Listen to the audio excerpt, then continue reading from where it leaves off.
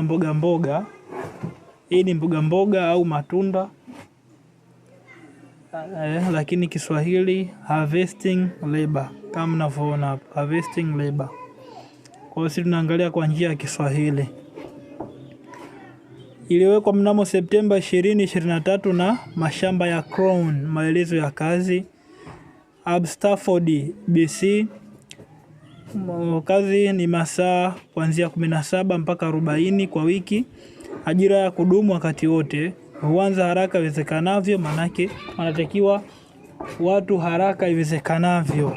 Nafasi za kazi zipo 5, imethibitishwa na Benki ya Kazi na 26/17/32/8. Muhtasari: lugha inatakiwa ni Kiingereza. Elimu inatakiwa hakuna elimu. Hakuna shahada, cheti au diploma.